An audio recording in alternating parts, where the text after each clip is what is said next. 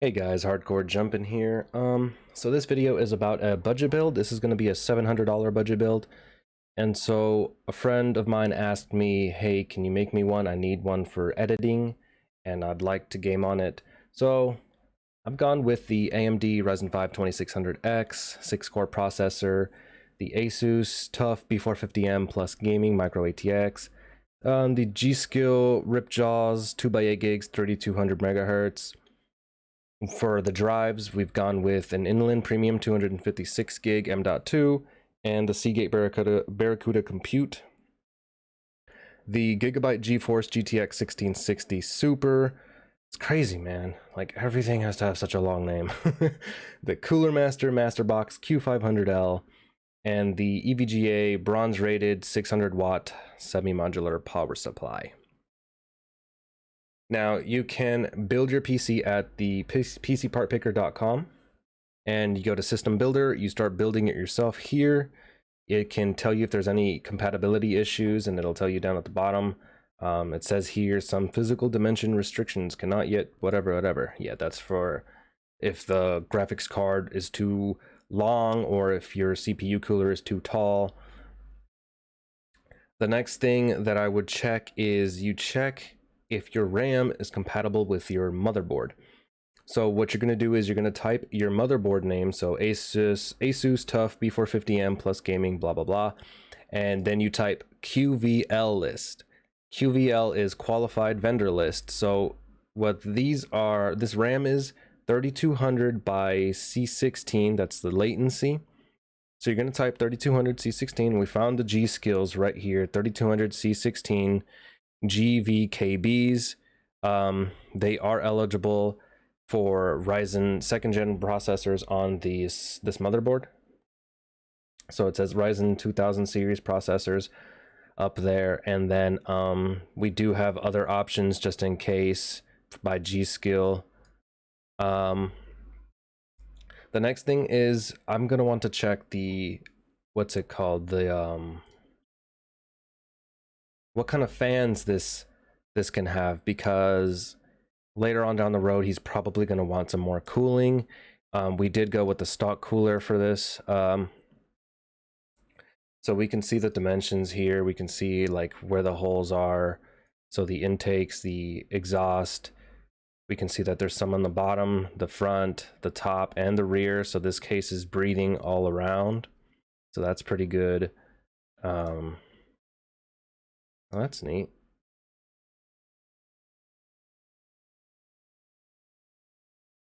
Anyways, so what we do is we go to the manufacturer for that case, and we can see the specifications on their website. So this is a Cooler Master case. We go and find their case. It's going to be the Q300L. This is the exact same case, except this one's like tough version, so it's got these little design things on it, but it's the exact same case. So we can see the specs down at the bottom. So we can see the fan support, 2x120s or 140 millimeters, 2x120s for the top, and 1x120 rear, 1x120 bottom. Radiator support on the rear, 120, and on the front it can support a 240 millimeter or 120 millimeter, so that's for liquid cooling. The clearance on the CPU cooler, the clearance on the PSU, and the graphics. So all of this works with this case. And if he ever wants to upgrade the fans on it, I can direct him here and tell him, hey, it can handle all of this stuff right here. And if you want some liquid cooling, it can handle these right here, 240 millimeter, 240. And the choice for the graphics card was the 1660 Super. The way I made that decision is by using gpu.userbenchmark.com. And here you can compare pretty much everything on a PC build. So CPU, GPU, the SSDs, HDD, the RAMs, USB speeds. And we've chosen this based on its price to performance. So the 1660 Super, this is going to be a really good card. It's only about $230 on average. And we can see that on this website, you can see the effective speed compared to other people. It's speed rank based on all GPUs. You can see that it's based on 23,000 user benchmarks. The average user bench, so this is the average for all of these people that own this card, and then the average overclocked one. You can see that they got like a 1% gain. The value and sentiment of this card, the market share, the nice to have. So a trend you'll see with a lot of these cards is AMD will have better peak texture detail, while NVIDIA will have more peak reflection handling, and it can be vice versa. In the case of the RX 500 series cards, they actually have better reflection handling, but some NVIDIA cards will beat them pretty badly at peak texture detail. And then at the bottom, you'll see a little summary for the cards. So here it can tell me that the RX 5500 XT is a good budget card, but the 1650S is better and consumes less, as in NVIDIA fashion. So that tells me that the 1650S is better than this card, which is cheaper. We can click 5600 XT. We can see that for $50, this is only 8% better. We can see the percentages here. So for my friend, 1660 Super will be just fine. He can pick the 1660. If he wants more, if he has the budget, he can go for the 1660 Ti. But as you can see here, the 5600 XT does say it has 6% more and everything. Look at this right here in the nice to haves. It's much more recent. It handles better at the peak texture details. Look at this parallax score right here, 700. So if I was still doing more research over the cards, I might choose the 5600 XT at this price point.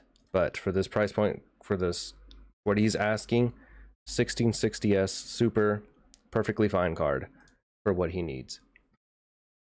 So that's that, and then I'm gonna show you what I mean by researching sales as well. $816 budget, and that's not what he asked, right? He asked for $650 to $700.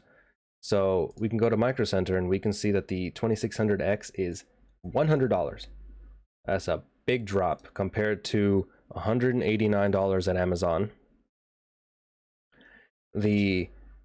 Most of the things are cheaper here at Micro Center, but you can price match, so you can get things cheaper. So you can see that the power supply says $74.99, but you can price match and say, hey, Micro Center, it's cheaper at Newegg.com, $61.98. Okay, we'll price match you. Now you can get it even cheaper. So you click add to cart and you'll see that it is $700, the grand total, and this, but it says pre-tax, right? Well, what if you have a 5% off card from Micro Center, the insider credit card? Most people can apply, most people will get accepted. So it'll say $668 with taxes, it'll go up, but that's where he can make changes. He can say like, hey, this card is a bit too much for me. We can be, okay, let's drop it to an RX 590 or an RX 580, which would be like the next best bet. Those typically have an 8 gig VRAM or 6 gigabyte VRAM, as opposed to the 1650 Super that has a 4 gigabyte VRAM, and games like Modern Warfare exceed that, so he's gonna need more. So that's just the process that I would go through when picking these lists. It's not just simple click and like these all go together. If he has more budget, we could get a CPU cooler and we could drop the graphics card, get him a cheaper one, and do some upgrades here and there. Get it all perfectly. This is always just going to be a draft. This is something that you're going to work on even while you're at the store itself. Be like, oh wow, I saw an M.2 that's even like got more capacity and it's cheaper. Let's get that one.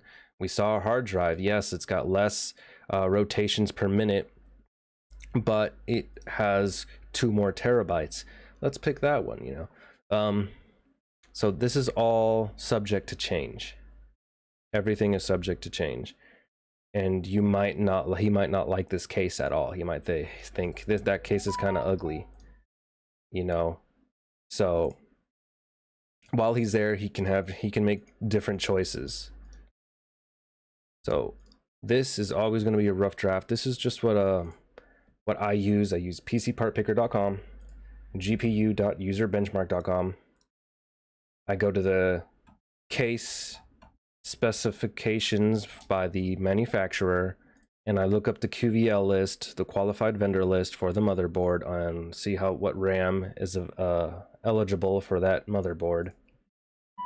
And we use the PC part picker to check if there's any compatibility issues. This will let us know if we got to update the BIOS. Typically you want to update the BIOS anyways, but it says here no issues or incompatibilities found. So this is what I was talking about when I say use research, look for your sales, see if things are compatible. Make sure that the RAM is cool, that the airflow is going to work, that you can get Windows 10. We know how to get him Windows 10 at a cheaper price. We've looked up the sales. We made sure he has enough drive space. And I guess lastly would be if to show it to him. Let him decide if this is cool, what he would like to pick out himself. And then go through some of the parts and look up forums, see what kind of issues people have had. Have people had issues with this specific RAM and this motherboard, or have people had issues with this specific video card and processor combo? Oh, what about this M.2? You know, just make sure it all works before we dump our money into it. We want this to be as smooth as an experience, smooth as okay, I can't say that. As smooth of an experience as possible for our friend. That way he doesn't think this was a big waste of money. We want this to be awesome. This is going to be his first PC build. And this is what people should do. Like, if you're looking to make your own PC build, do some research, use some of these websites, look up specifications, think about your room or your environment. How hot is it? How cold is it? Think about the processor, what you're going to be using it for. If it's going to be super heavy duty, get a CPU cooler. If you're going to be heavy duty on your card as well, think about getting some budget to get a lot more airflow, or get a liquid cooler for your card. So that's just some of the advice I have, and this is what I go through whenever I make a list for people. I've made several of these lists. I keep learning. Every time I make one of these lists, I learn something. So I'm not a professional. This is just a hobby I've picked up ever since I made my first one last year, and I enjoy it. So I'm Hardcore Jumpin'. I hope you like this video.